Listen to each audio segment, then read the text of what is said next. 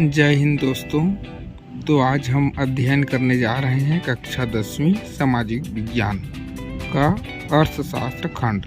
तो हम समझेंगे कि विकास क्या है, विकास की समझ।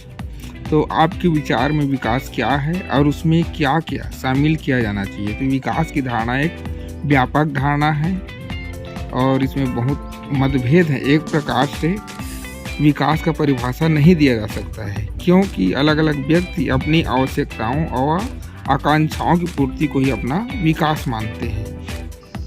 परंतु हम चाहते हैं कि सबका जीवन बेहतर हो। वे कौन से उपाय हैं जिनसे सभी लोगों में समृद्धि आए तथा वे सुखी जीवन जी सके। इसमें कई मतभेद सामने आते। इसका हल कैसे निकाली, दिशा में किस प्रकार प्रयास किए जाने। तो देखते हैं विभिन्न लोगों की दृष्टि में विकास। तो यहाँ हम देखते हैं तालिका 17.1। इसमें जैसा पहला दिया है दिहाड़ी मजदूर। तो दिहाड़ी मजदूर वर्ष भर काम करेगा, उनको बेहतर मजदूरी मिले और उनके बच्चों के लिए शिक्षा की उचित व्यवस्था ही उनके लिए विकास कहा जाएगा। दूसरा है उद्योगपति। उद्योगपति को सस्ती कीमत पर कच्चे माल की उपलब्धता हो जाए, सड़क बिजली की व्यवस्था हो जाए और शांतिपूर्ण वातावरण मिल जाए, तो यही उसका विकास कहलाएगा। तीसरा कॉलेज की छात्रा। शिक्षा के बेहतर अवसर, रोजगार के अवसर, लड़कों के समान स्वतंत्रता व सुरक्षा मिल जाने पर कॉलेज की छात्रा का विकास माना जाएगा। एक शिक्षित बेरोजगार जैसे इंजीनियर, उनको क्या चाहिए, रोजगार के अवसर चाहिए, अच्छी आवास की सुविधा चाहिए, तभी उनको विकास माना जा सकता है। और पांचवा है महिला खेत मजदूर। तो खेत मजदूर को क्या चाहिए, अच्छी मजदूरी चाहिए, सुरक्षा चाहिए और साल भर रोजगार व स्वास्थ्य सेवाएं उपलब्ध होना चाहिए। अब इसी प्रकार से यहाँ पर तालिका में दिया गया है कि आप स्वयं के लिए विकास किसको मानेंगे और छोटा किसान के लिए विकास क्या होगा, एक शिक्षक के लिए क्या होगा और गांव का सरपंच के लिए विकास क्या होगा। तो इसको आप लोगों को लिखना है अपने हिसाब से।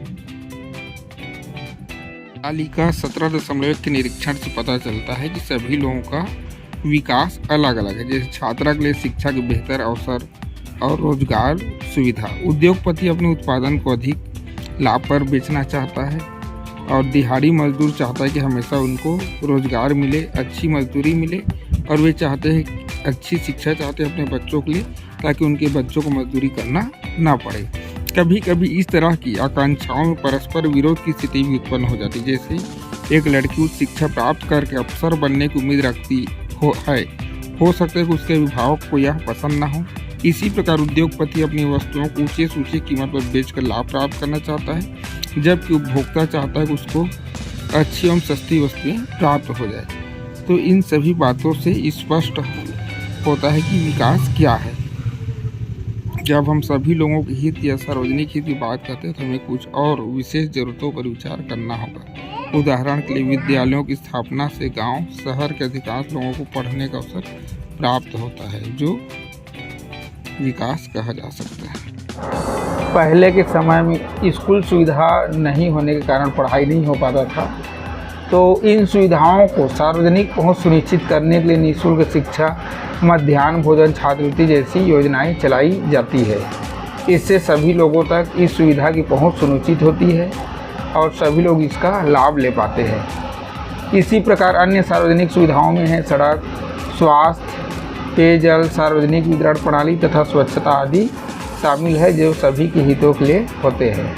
सार्वजनिक हितों को समझने का प्रयास करते हैं। मान लीजिए एक गाँव है और वहाँ आने जाने का रास्ता पगडंडी है, जो गर्मी के दिनों में तो ठीक रहता है, लेकिन बरसात के समय में एकदम कीचड़ हो जाता है और चलने लायक नहीं होता है। तो कुछ लोगों के दिमाग में यह विचार आया क्यों ना उस पगडंडी ज़मीन को पक्की सड़क बना दी जाए, और इसके लिए कुछ लोगों ने ज़मीन देने के लिए तैयार भी हो गए, लेकिन कुछ लोग देना नहीं चाहे। इसके लिए ग्राम सभा का बैठक किया गया और उसमें सभी लोगों को समझाया गया पक्की रोड के महत्व को। तो जो व्यक्ति रोड देना नहीं चाह रहे थे ज़मीन, वो भी ज़मीन देने के लिए तैयार हो गए और इसका लाभ सभी को मिलने लगा।